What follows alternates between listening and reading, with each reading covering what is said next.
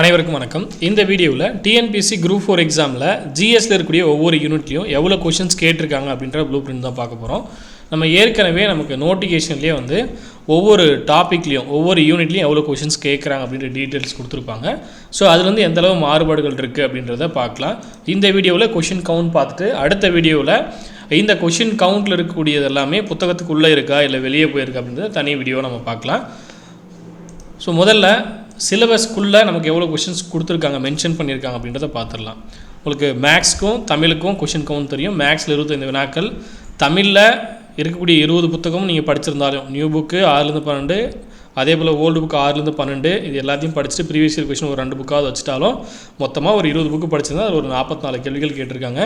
மீதி இருக்கக்கூடிய out source எல்லாமே பார்த்தீங்கன்னா ஒரு 54 கேள்விகள் பக்கம் வெளியிலேருந்து கேட்டிருக்காங்க.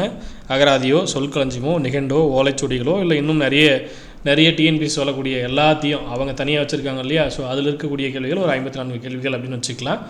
ஸோ இப்போ ஜிஎஸ்சில் மட்டும் அப்படின்னு பார்க்கும்போது நமக்கு யூனிட் 1 சயின்ஸில் 5 கேள்விகள் அப்படின்னு மென்ஷன் பண்ணியிருந்தாங்க. 6 கேள்விகள் கேட்டிருக்காங்க. கொஷின் கவுண்ட் அப்படின்னு பார்க்கும்போது சயின்ஸில் 5 கேள்விகள் பதிலாக 6 கேள்விகள் கேட்டிருக்காங்க. அதே போல் யூனிட் 2 புவியியலில் பார்த்தீங்கன்னா 5 கேள்விகள். ஸோ 5 கேள்விகள் கேட்டிருக்காங்க. இதில் புக்கில் இருக்கக்கூடிய கேள்விகள் 2 கேள்விகள் தான் இருக்கும். அடுத்து யூனிட் 3 ஹிஸ்ட்ரியும் ஐஎன்எம்மும் முன்னாடி இருந்த ஹிஸ்ட்ரி அதே போல் ஐஎன்எம் ரெண்டும் சேர்ந்து 10 வினாக்கள் அப்படின்னு மென்ஷன் பண்ணியிருப்பாங்க. இதில் ஒரு 14 வினாக்கள் கேட்டிருக்காங்க. அதே போல் யூனிட் 4 பாலிட்டியில் வந்து பார்த்தீங்கன்னா 15 வினாக்கள் மென்ஷன் பண்ணியிருப்பாங்க. 12 வினாக்கள் கேட்டிருக்காங்க. சரிங்களா. இந்த மென்ஷன் பண்ணியிருக்கூடிய கொஷின் அப்படின்னு பார்க்கும்போது நான் இங்கே இருக்கக்கூடிய சிலபஸில் இருக்கக்கூடிய கொஷின் சொல்கிறேன். சிலபஸில் சயின்ஸில் 5 கேள்விகள், ஜாகிரபியில் 5 கேள்விகள், ஹிஸ்ட்ரி கல்ச்சர் இந்தியா அதே போல் இந்தியன் நேஷனல் மூவ்மெண்ட் வந்து 10 கேள்விகள் அப்படின்னு மென்ஷன் பண்ணியிருக்காங்க இல்லையா. இது குரூப் 4க்கான சிலபஸில் இருக்கக்கூடியது சொல்கிறேன். தமிழில் இருக்கக்கூடிய சிலபஸ்லேயும் உங்களுக்கு இது எல்லாமே மென்ஷன் பண்ணியிருப்பாங்க. இது குரூப் 4க்கானது. ஸோ இதே பேஸ் பண்ணி தான் இதே கொஷின் கவுண்ட் தான் நமக்கு குரூப் 2லேயும் மென்ஷன் பண்ணியிருப்பாங்க. குரூப் 2க்கான சிலபஸ்லேயும் கொஷின் கவுண்ட் இதே தான் மென்ஷன் பண்ணியிருப்பாங்க. அதனால் அதை பேஸ் பண்ணி தான் வரக்கூடிய எக்ஸாமுக்கு நீங்கள் படிப்பீங்க. அதனால் இப்போவே அதை செக் பண்ணிக்குவாங்க அப்படின்னால சொல்கிறேன். சரிங்களா. சயின்ஸ் வந்து 5 கேள்விகள், அதே போல் புவியியல் 5 கேள்விகள், இந்தியாவின் வரலாறு பண்பாடு மற்றும் இந்திய தேசிய இயக்கத்தில் 10 கேள்விகள் அப்படின்னு மென்ஷன் பண்ணியிருக்காங்க. நம்ம கேட்கப்பட்ட கேள்விகள் அப்படின்னு பார்க்கும்போது 14 கேள்விகள் கேட்டிருக்காங்க. அதே போல் நமக்கு பாலிட்டியில் வந்து பார்த்திங்கன்னா 15 கேள்விகள் 12 கேள்விகள் கேட்டிருக்காங்க. அதுக்கப்புறம் இருக்கக்கூடிய இந்த யூனிட் பார்த்தீங்கன்னா எக்கனாமிக்ஸ் வளர்ச்சி நிர்வாகம் ரெண்டும் சேர்த்து மென்ஷன் பண்ணியிருக்கோம் இல்லையா. அது யூனிட் 5 இப்போ இருக்கக்கூடிய சிலபஸில் இந்திய பொருளாதாரம் மற்றும் தமிழ்நாட்டின் வளர்ச்சி நிர்வாகம் அதுதான் இங்கிலீஷில் டைப் பண்ணியிருக்கேன். வளர்ச்சி நிர்வாகம் இதில் நமக்கு 20 கேள்விகள் அப்படின்னு மென்ஷன் பண்ணியிருக்காங்க. நமக்கு ஒரு 18 கேள்விகள் கேட்டிருக்காங்க. அப்புறம் யூனிட் 6 சரிங்களா. தமிழ்நாட்டுடைய மரபு பண்பாடு இது எல்லாமே கடைசியாக இருக்கக்கூடிய தமிழ்நாட்டின் வரலாறு பண்பாடு மரபு மற்றும் சமூக அரசியல் இயக்கங்கள் இதில் 20 கேள்விகள் அப்படின்னு மென்ஷன் பண்ணியிருக்காங்க. நமக்கு 20 கேள்விகள் கேட்டிருக்காங்க.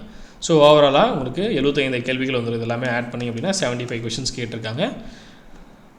இந்த 75 கொஷின்ஸில் நிறைய கேள்விகளை புத்தகத்துலேருந்து வெளியோ இல்லை புத்தகத்தில் இருக்கக்கூடிய கண்டென்ட்டை பேஸ் பண்ணியோ நீங்கள் படிச்சிருக்கீங்களா இல்லையா அப்படின்றத அடுத்த வீடியோவில் ஒவ்வொரு டாப்பிக்குள்ளேயும் எவ்வளோ கொஷின் புக்குள்ளே கேட்டிருக்காங்க இல்லை அவுட் சோர்ஸ் எவ்வளோ போயிருக்காங்க இல்லை ப்ரீவியஸ் இயர் கொஷின் எவ்வளோ போயிருக்காங்க அப்படின்றத தனி வீடியோவை அப்டேட் பண்ணுறேன். அதை நீங்கள் ஃபாலோ பண்ணிக்கோங்க. சேனலை சப்ஸ்கிரைப் பண்ணிக்கோங்க. இதுலேயும் டெலகிராமில் ஜாயின் பண்ண அப்படின்னா டெலகிராமில் ஜாயின் பண்ணிக்கோங்க. இந்த பிடிஎஃப் டெலகிராமில் அப்டேட் பண்ணுறேன். அதே போல் டிஎன்பிஎஸ்சி குரூப் 2 குரூப் 2க்கு நியூவாக படிக்கிறீங்க அப்படின்னா அதுக்கான டெஸ்ட் பேட்ச் வந்து அப்டேட் பண்ணியிருக்கோம். அதிகமான அகாடமி ஆப்பில் வீடியோ கிளாஸஸும் அப்டேட் பண்ணியிருக்கோம். ஸோ டெஸ்ட் பேட்சில் வீடியோ கிளாஸஸ் ஜாயின் பண்ண விருப்பம் இருக்கிறவங்க ஸ்க்ரீனில் இருக்கக்கூடிய நம்பருக்கு கான்டாக்ட் பண்ணிக்கோங்க. தமிழ் மீடியம் இங்கிலீஷ் மீடியமில் ஒவ்வொரு சப்ஜெக்ட்டுக்கும் தனித்தனியான புத்தகங்கள் வேணும் அப்படின்றவங்க ஹிஸ்ட்ரி பாலிட்டி எக்கனாமிக்ஸ் இந்த மாதிரி ஒவ்வொரு யூனிட்லையும் இருக்கக்கூடிய தனித்தனியான புத்தகங்கள் வேணும் அப்படின்றவங்க அந்த நம்பருக்கு கான்டாக்ட் பண்ணிட்டு புக்ஸ் ஆர்டர் பண்ணிக்கோங்க. வேறு ஏதாவது டவுட் இருக்குது அப்படின்னா அந்த வீடியோக்கில் கமெண்ட்டில் மென்ஷன் பண்ணுங்கள். தமிழுக்கு ஆல்ரெடி புக் ப்ரூஃப் வீடியோ போட்டிருப்பேன். இதே போல் இந்த ஜிஎஸ்ல இருக்கக்கூடிய டாபிக்ஸும் புக் ப்ரூஃப் வீடியோ வேணும் அப்படின்னா வீடியோக்கில் கமெண்ட்டில் மென்ஷன் பண்ணுங்கள். அதையும் வீடியோவை உங்களுக்கு அப்டேட் பண்ணுறேன். நன்றியுடன் அதிகமான குழுமம் கட்டளை தவம் ஆர்சவரம். நன்றி வணக்கம்.